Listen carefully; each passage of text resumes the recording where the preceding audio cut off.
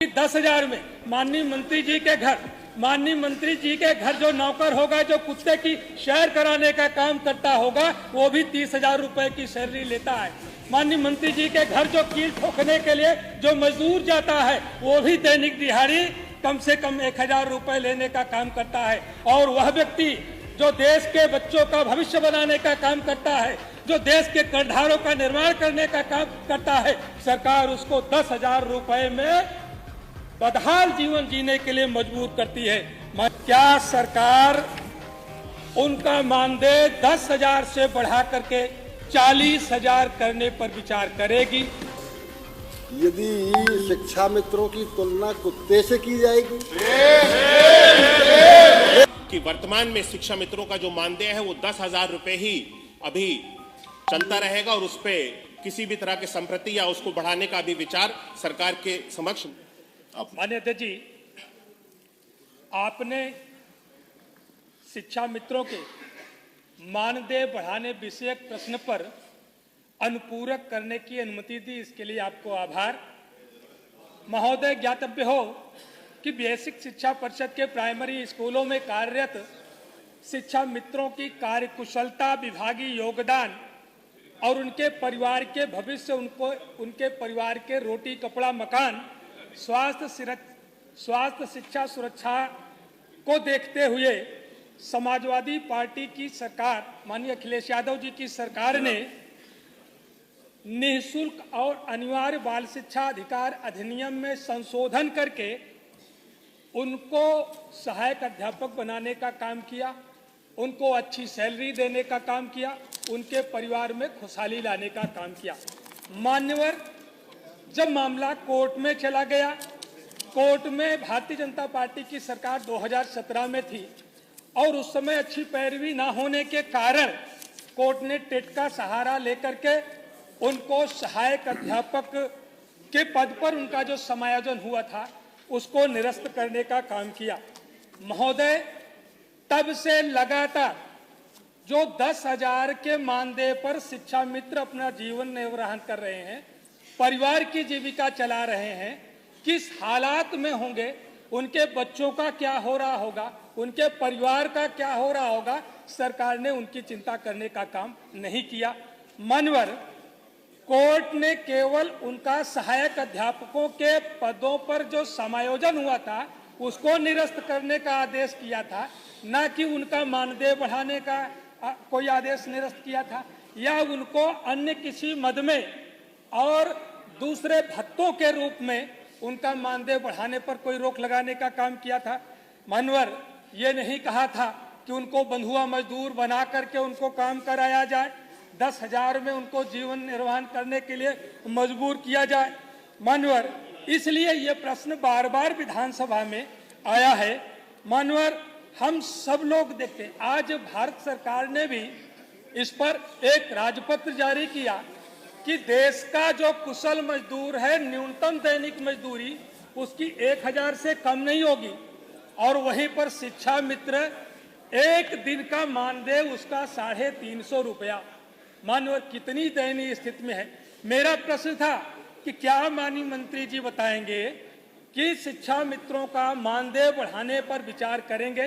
सरकार का सीधा सा जवाब आया है, संप्रति विचाराधीन नहीं है।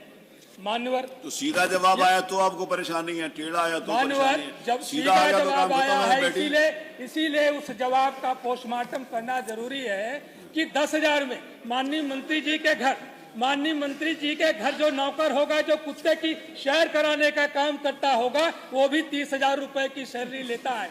माननीय मंत्री जी के घर जो कील ठोकने के लिए जो मजदूर जाता है, वो भी दैनिक दिहाड़ी कम से कम 1,000 रुपए लेने का काम करता है। और वह व्यक्ति जो देश के बच्चों का भविष्य बनाने का काम करता है, जो देश के करधारों का निर्माण करने का काम करता है, सरकार उसको 10,000 रुपए में बदहाल जीवन जीने के लिए मजबूर करती है। माननीय, इसलिए मेरा पहला सवाल सरकार से है कि क्या सरकार जो शिक्षा मित्र हैं, आज बढ़ती हुई महंगाई के दृष्टिगत कोर्ट ने कहीं से भी उनका मानदेय बढ़ाने पर रोक नहीं लगाई है, उनको किसी तरह का और भत्ता देने पर रोक नहीं लगाई है। क्या सरकार उनका मानदेय 10,000 से बढ़ा करके 40,000 करने पर विचार करेगी? दूसरा, साथ ही साथ अनुदेशकों के भी वही हालात है। अनुदेशक को भी सेवा देते 13 वर्ष हो गया है, शिक्षा मित्रों को सेवा देते हुए 24 साल हो गया है। कितने शिक्षा मित्र रिटायर्ड हो चुके हैं, उनको 10,000 रुपए में जीवन यापन करना पड़ता था, बीमार हुए, न अपने परिवार के लोगों का जीवन बचा पाए, न स्वयं का जीवन बचा पाए हैं। क्या अनुदेशकों का जो मानदेय आपने 9,000 रखा है, उनका 9,000 मानदेय बढ़ा करके 30,000 करने पर विचार करेंगे? आपने अभी भारत सरकार का जो एक कुशल मजदूर के लिए न्यूनतम दैनिक मजदूरी 1,000 रुपए की है, वहीं पर प्राथमिक विद्यालयों में जो रसोइया का काम करती है वो किसी कुशल मजदूर से कम नहीं है। वह एक स्वादिष्ट भोजन बनाने का काम करती है, गुणवत्तापरक भोजन बनाने का काम रसोइया करती है, जिसको कितने बच्चे खा करके पुष्ट होते हैं। क्या रसोइये का मानदेय बढ़ा करके 20,000 करने पर विचार करेगी? माननीय मंत्री जी से मैं इसका जवाब चाहूंगा। 1 मिनट। हाँ जी, आप प्लीज आप बताइए, मैं बाकी सबको शाम माननीय वर्मा जी ने कहा कि इनका कुत्ता टहलाने वाला भी 20,000 लेता है।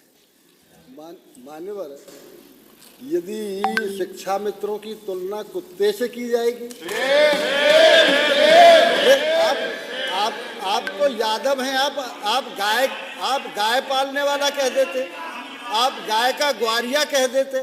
आप तो यादव हैं, गाय कह देते, आप गाय का ग्वारिया कह देते, आप कुत्ते की बात कर रहे हैं ना। ये तो शोभा नहीं देता ना। अब ये शोभा दे रहा है भाई। आप चलो कोई बात नहीं, गलती तो आपने कर दी है, बैठो। आप कम से कम ये कह देते कि गाय पालने वाला या ग्वारिया 20,000 पाता है। उनके पास गाय नहीं होगी इसीलिए नहीं बोला। चलिए माननीय मंत्री जी उत्तर दीजिए। माननीय मंत्री जी उत्तर दीजिए। माननीय मंत्री जी। माननीय अध्यक्ष महोदय, माननीय सदस्य ने शिक्षा मित्रों के संबंध में प्रश्न किया और इस संबंध में बड़ी लंबी चर्चा चल रही थी और साथ साथ उन्होंने शिक्षा मित्रों की तुलना, ये पहली बार नहीं है कि इस सदन में एक पशु से कर दी हो। पिछले सदन में भी आप में से ही कोई विपक्ष के माननीय सदस्य थे, जब प्रश्न पूछ रहे थे तो उन्होंने शिक्षा मित्रों की तुलना पशु से ही पिछले सदन में भी की थी और आपके माध्यम से तब माननीय सदस्य को उस समय भी टोका गया था और आज भी आपके माध्यम से माननीय सदस्य को टोका गया है। मुझे लगता है कि माननीय सदस्य शिक्षा मित्रों के प्रति जो भाव हमारी सरकार का है, हम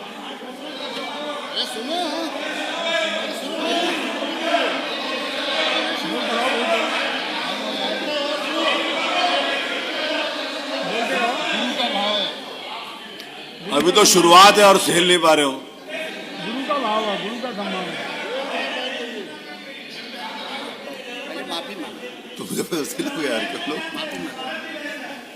माननीय अध्यक्ष महोदय, मुझे लगता है कि माननीय सदस्य को जो अपमान एक शिक्षक का इस सदन के अंदर जिन शब्दों का प्रयोग करके किया गया है, उसके लिए माननीय सदस्य को शिक्षा मित्रों के प्रति माफी मांगनी चाहिए।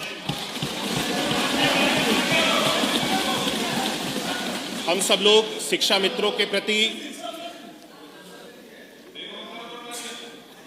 पूरी सजगता रखते हैं और उनके साथ उनके द्वारा किए गए जो कार्य हैं उससे भी सरकार उसकी सराहना करती है और उनके साथ उनके अच्छे में और बुरे में कंधे से कंधा मिलाकर के चलने का कार्य सरकार के द्वारा किया जा रहा है।